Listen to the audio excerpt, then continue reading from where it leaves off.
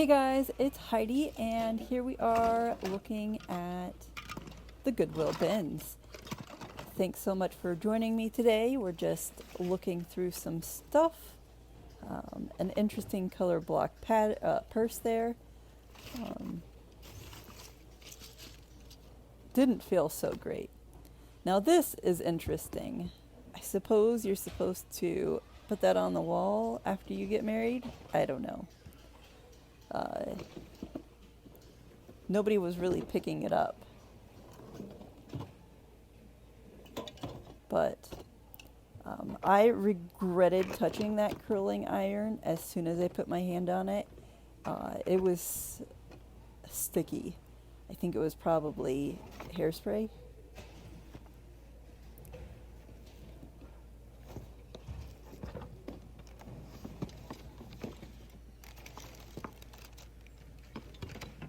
Lots of random. That was a Disney cake topper. I don't know what kind of electronic that was, but there's a little pan there. Didn't look like it had ever been used. I'm not really good with those cast iron.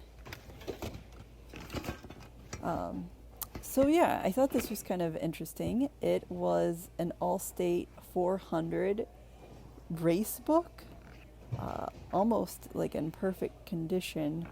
It was apparently it's a program book. Feel like a collector might be interested in that, but I did look up comps, and really old ones would sell for a little bit of money, like 10, 15 bucks. But that was a current book, so I didn't pick it up.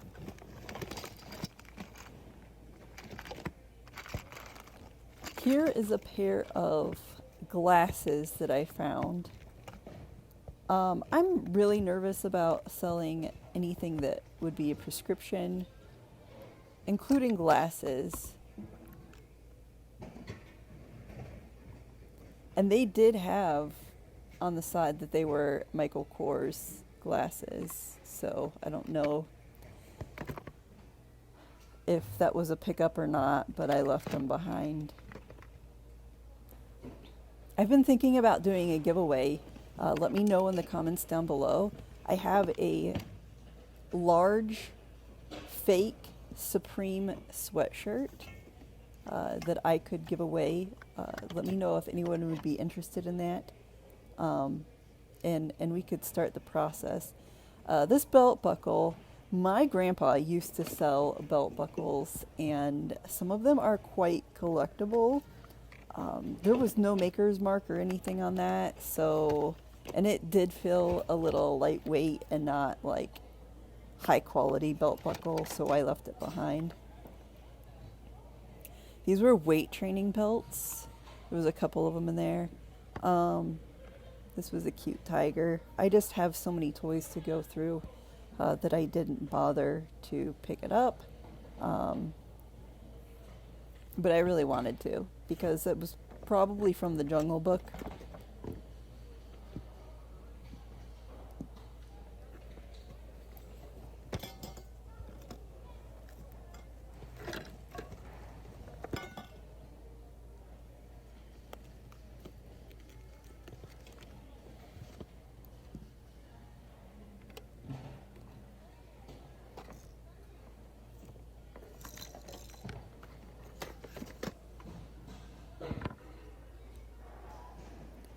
All right, so here we are. There's a sprinkler back there. That could have been handy for some people right now. Flute, some sandals.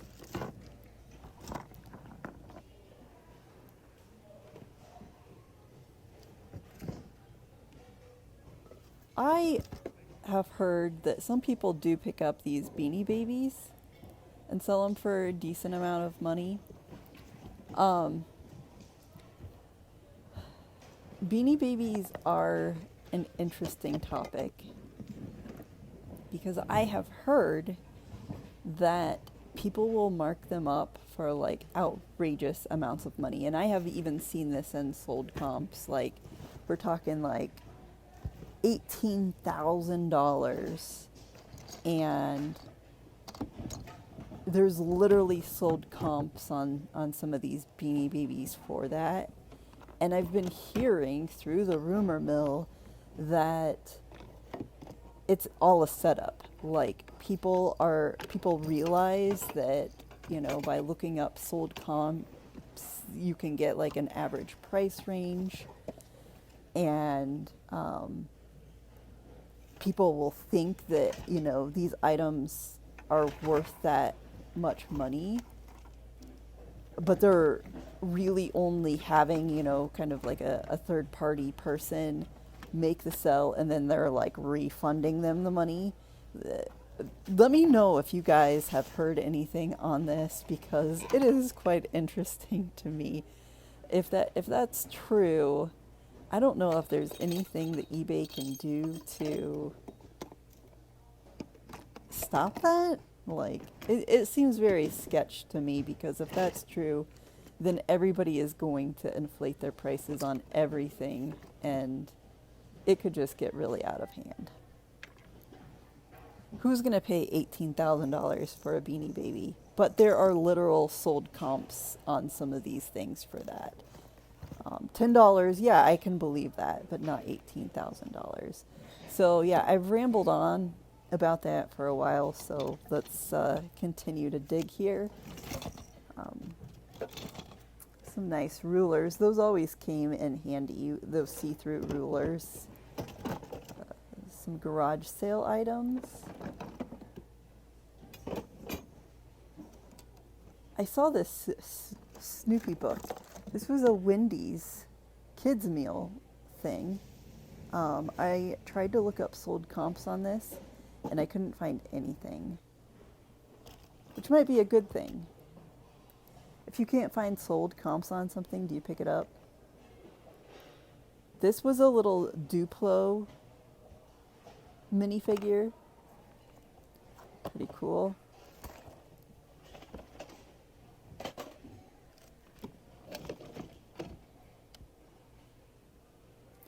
And this here, this painting, I took a look at it. If you're Jacob Gardner and you painted this, it's quite the clever little painting, but it also kind of freaks me out. A painting about dentistry. So since I wasn't really finding much of anything, I decided to look up vinyl prices. I'm unfamiliar with vinyl prices, and if I don't have a price, it means that I couldn't find a sold comp for it. So, unfortunately, most of these kind of like struck out. We'll come across some more here in a little bit. Maybe vinyl records are a lot like Beanie Babies, huh? If somebody's gonna hurt me for saying that. But this Santa Claus was broken. My grandma always collected stuff like that.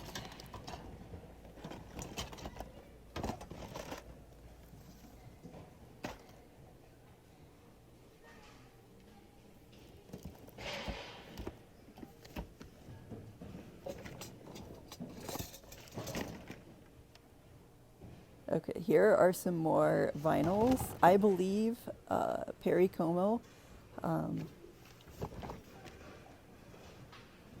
sold comps were, you know, nothing above $10. Now this vinyl here, these are sold comps that I'm showing, but I did see someone have that same vinyl priced out for over $900. And I'm like, is there something I don't know, or is this just another Beanie Baby story? So this one here, $6, you know.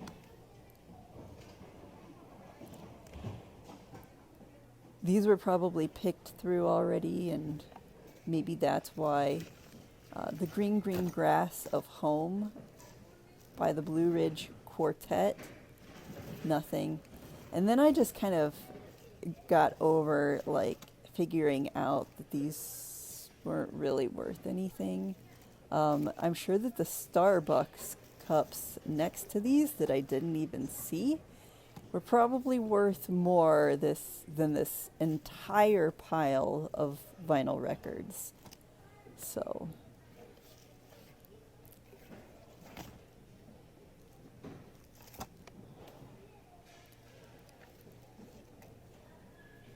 the Grand Ole Opry.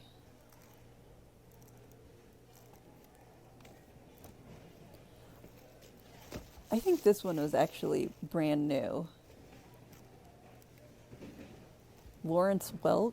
I actually remember learning about him in music appreciation class that I got a D in because I'm terrible with names, artists, and song names. It's my weakness.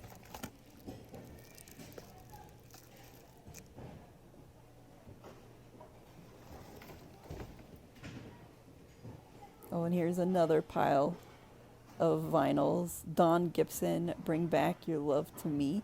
That song actually sounds familiar. Tammy Wynette.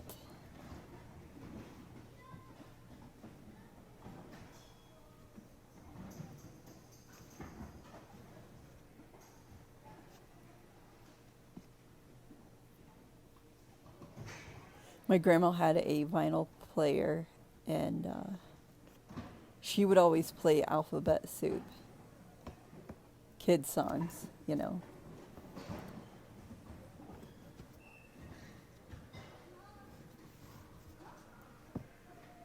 So polka vinyl. That's probably something that you don't see all of the time. Greatest Songs of America. That's probably equivalent to like now 135. The CDs is what I'm referencing, if you're familiar with the Now CDs.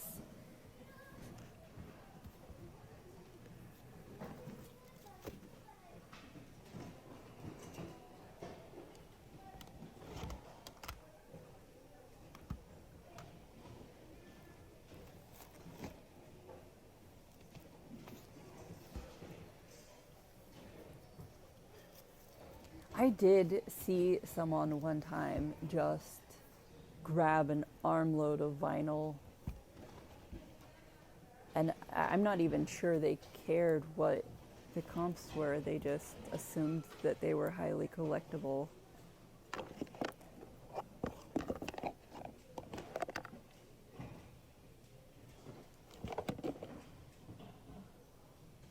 So Brita picture. And here's a extremely soiled little troll.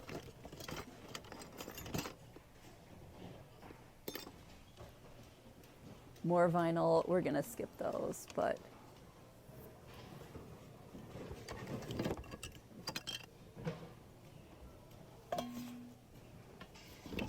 well, I hope that you guys have maybe picked up some hints or tips when searching the bins, such as take your time to research any and all vinyl that you buy, as well as Beanie Babies.